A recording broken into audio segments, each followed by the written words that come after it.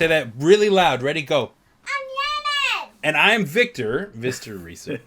I'm Jonathan Vergara.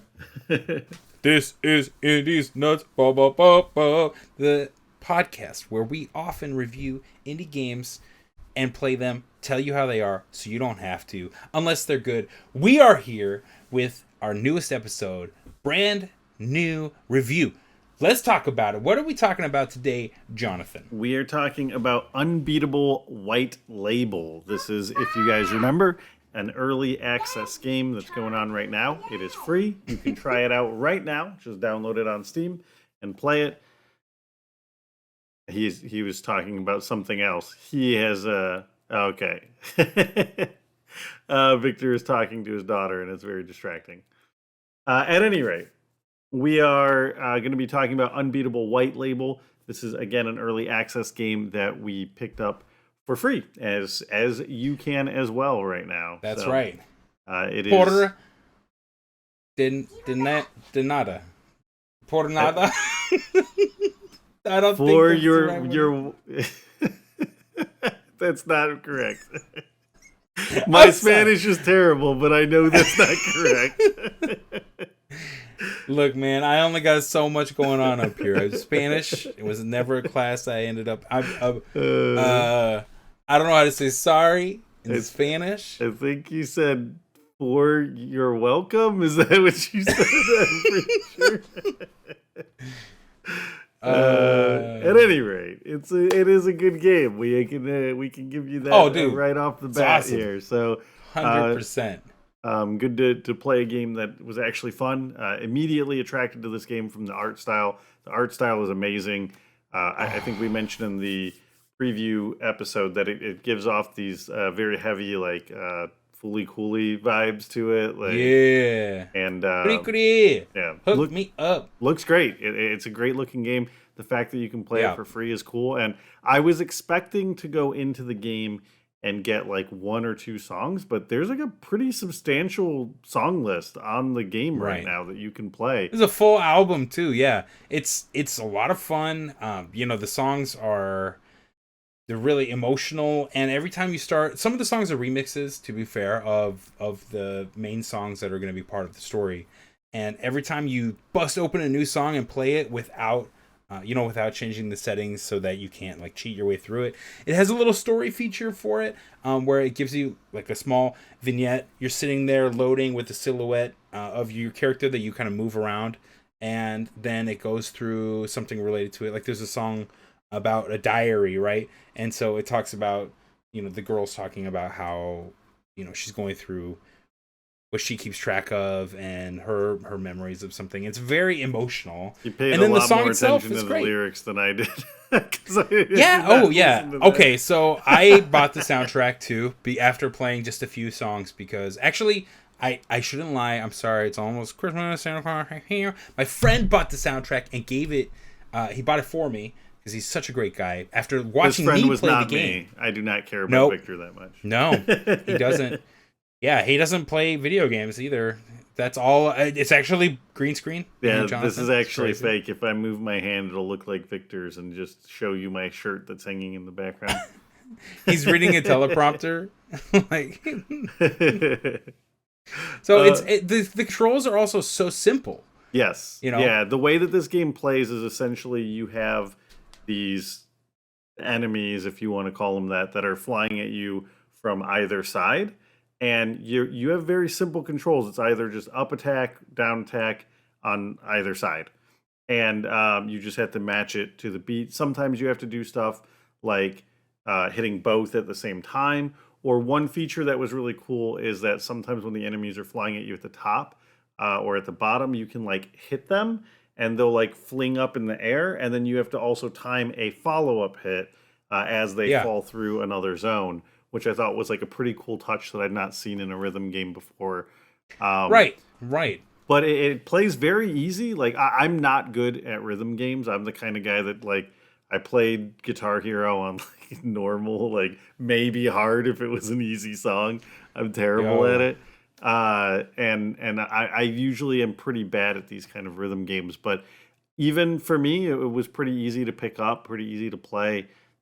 They give you like a pretty detailed explanation of how to go through the controls, and you can set if you want to play through the tutorial where it will like have the song going, and then anytime they throw something new at you, it'll stop the song and be like, "Hey, this is how you do this part specifically." Right. And Which it'll is make cool. sure that you know it, because a lot of Yeah. rhythm games don't do that. They just kind of throw No, you they into just the deep fail end. you.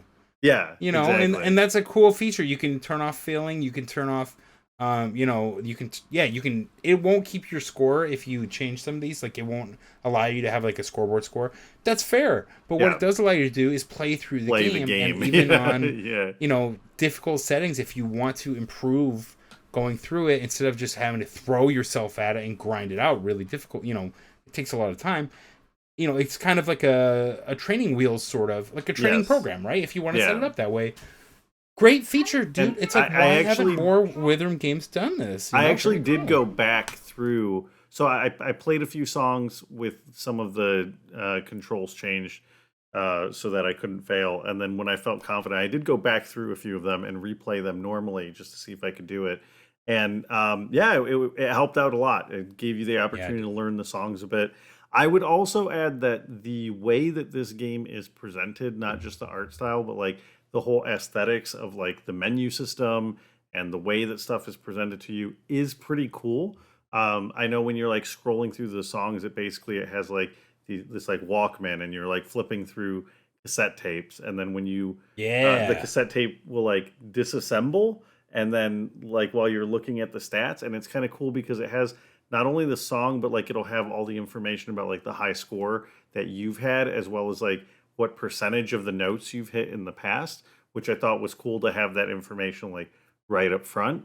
And then when you pick it, then it'll like reassemble the cassette and throw it into the Walkman and like snap it shut. And it's just like a really sharp design to it. You can tell the guys who made this game really had an eye for like the flair of the design. Like the art style reminds me, like I said, of Fully Cooley, but it also gives me like kind of Jet Set Radio vibes, where like yeah. It everything's really like kind of pops. hyper stylized. It It's really really bright pops. colors, Yeah, really pops out.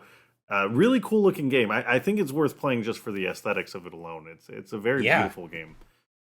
And to add on to that, exactly, what do we not like about this game? I think we both agree that the biggest issue is it's not finished. We want more. Yeah. Give us more game, please.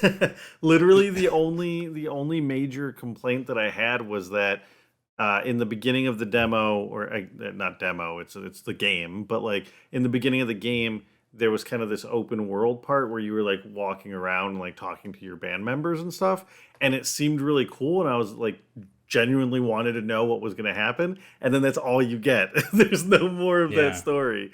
They just made the songs available to you, so I think that that's kind of what you'll eventually have to pay for. I'd imagine the final release is not going to be free, but I'm interested. I'm interested in seeing where the story goes. I want more. I think that's a good sign if the one thing that I can really complain about is that it's not It's finished not yet. done. Yeah. Give it to us.